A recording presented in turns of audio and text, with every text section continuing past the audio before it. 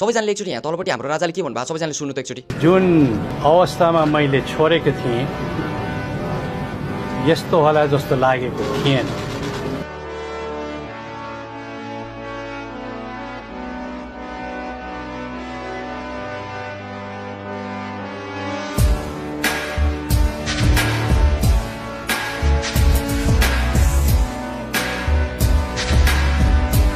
जुन बेलामा चाहिँ हाम्रो राजाले चाहिँ श्रीपेश छोड्नु भएको थियो त्यो बेलामा जस्तो अवस्था थियो नि त्यो भन्दा 20 गुणा पछाडी चाहिँ हाम्रो देशलाई चाहिँ यिनीहरूले धकाल्दिसके के आजको दिनमा के आजको समयमा हाम्रो देशभित्र 27 देखि 28 करोडको चाहिँ ऋण लागिरहेको छ के अनि प्रति व्यक्ति एउटा मान्छेको टाउकोमा चाहिँ 90 देखि 95 हजारको चाहिँ ऋण छ के। हिजोको दिनमा राजाले आफ्नो श्रीपेश र गति छोड्दाखेरि आजको दिनमा यस्तो अवस्था हुन्छ भनेर थाहा भएको भए सायद राजाले त्यो बेलामा आफ्नो गति छोड्दैनन् होला के। यिनीहरूले चाहिँ हाम्रो देशको हालत चाहिँ यस्तो बनाउँछ यिनीहरूले देशभरि यति धेरै भ्रष्टाचार मचाउँछ र देशभित्र यत्रो ठुलो ऋण लगाइदिन्छ र नेपाली सर्वसाधारणले चाहिँ यति धेरै दुःख पाउँछन्। देशभित्र भएको आधा भन्दा धेरै युवा चाहिँ अहिले चाहिँ यसरी विभिन्न देशमा चाहिँ गएर चाहिँ दुःख गर्नुपर्छ श्रम गर्नुपर्छ भन्ने थाहा भएको भए सायद राजाले आफ्नो पद छोड्दैन होला श्रीपेश छोड्दैन होला के। भनिन्छ नि एउटा देशको माया जुन राजालाई हुन्छ नि हो त्यो माया एउटा नेता भ्रष्टाचारीहरूलाई कहिले पनि हुन सक्दैन क्या। हिजोको समयमा जब राजा महाराजाहरूले चाहिँ देश चलाएको थियो त्यो बेलामा राजा महाराजाहरूले देशलाई अगाडि बढाउनको लागि देशभित्र कल कारखानादेखि लिएर हरेक चिज बनाएको थियो हैन। तर आजको दिनमा त्यो कल कारखानाहरू केही पनि देशभित्र बाँकी छैन कि यो भ्रष्टाचारीले सबै कुरा चाहिँ बेचेर खाएर सकाइदिसके के। आफ्नो देशभित्र बसेर नै नेपाली जनताले चाहिँ काम पाउँछ त्यहाँनिर काम गरेर चाहिँ आफ्नो घर परिवार पाल्न सक्छ भनेर बनाइदिएको चाहिँ यिनीहरूले सबै कुरा बन्द गरेर छोड्दिए आजको दिनमा हैन। र यिनीहरूले चाहिँ नेपाली सर्वसाधारणलाई चाहिँ बाध्य बनाए कि विदेश गएर काम गर्नको लागि विदेश गएर श्रम गर्नको लागि। जब चाहिँ हाम्रो देशभित्र चाहिँ रातोरात हत्याकाण्ड भयो अनि त्यसपछि नै राजाले चाहिँ आफ्नो श्रीपेश छोडे जब चाहिँ आफ्नो पद छोडे त्यो पछि नै हाम्रो देशको चाहिँ दुर्गति सुरु भयो के। अनि त्यही कारणले गर्दा चाहिँ हिजोको दिनमा चाहिँ राजाले चाहिँ आएर चाहिँ अब समय आयो अब चाहिँ यसरी चाहिँ देशलाई छोड्यो भने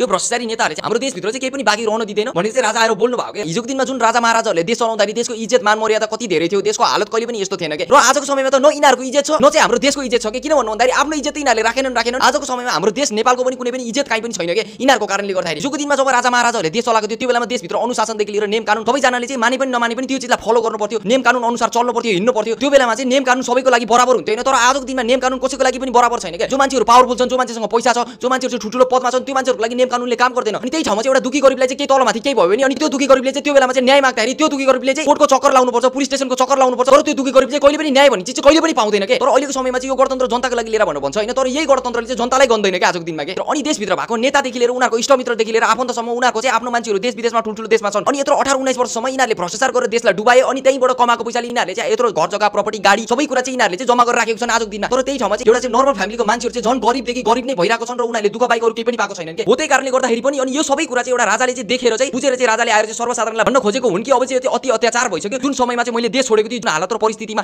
मैले देश यिनीहरूको हातमा दिएको थिएँ यिनीहरूले त्यो भन्दा पनि 10 गुणा बेसी चाहिँ तल देशलाई झार्दै र जुन देश चाहिँ हाम्रो पुर्खाले चाहिँ आर्जेर चाहिँ सिङ्गो नेपाल बनाएर चाहिँ यत्रो मान मर्यादा प्रतिष्ठा चाहिँ बनाएर छोडिदिएको थियो यिनीहरूले चाहिँ आजको दिनमा चाहिँ त्यो सबै कुराले चाहिँ निलाम गरेर बेचेर खाएर सकाइदिसके भनेर चाहिँ राजाले भन्नुभयो के। र यो चाहिँ हरेक नेपाली सर्वसाधारणले चाहिँ बुझ्नुपर्छ। र आजको दिनमा चाहिँ यो भ्रष्टाचारीहरू र यो भ्रष्टाचारको विरुद्ध चाहिँ सबै नेपालीहरू चाहिँ उठेर चाहिँ एक आवाजमा बोलेर चाहिँ यिनीहरूलाई चाहिँ देशबाट खेदेर यिनीहरूलाई देशबाट बाहिर निकाल्नुपर्छ के। आजको